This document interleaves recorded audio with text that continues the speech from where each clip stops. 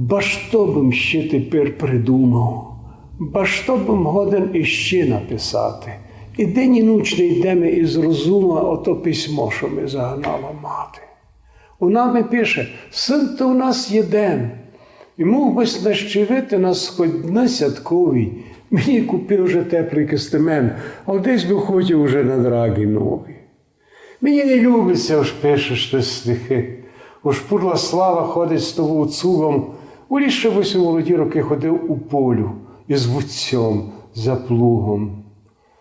Тепер я вже стара і битіжна, і до роботи вже не схопна стала. А був би тут, була б у тя жона, я в Більчові б внучатко колесала.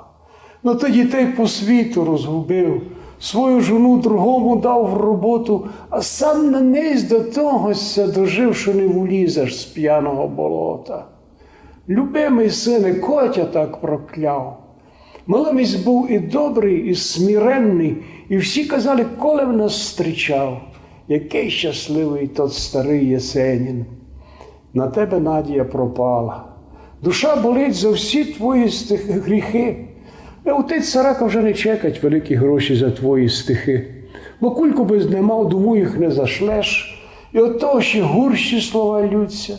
Безумно й сам не в розкошах живеш. Поетів гроші не ведуться. Мені й любиться, уж пишеш ти стихи, уж пурла слава ходить з тобою цугом, воліше бись в молоді роки ходив у полю із вудцем за плугом. Роки вже живемо самисінькі самі.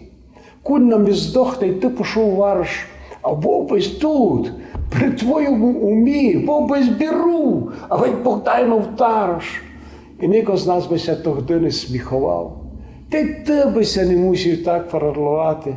Десь нам, старим бись помагав, а я би ти жону навчила ткати. Прочитаю це письмо, посатерпим від страху, бо це спасуся я у животі своєму.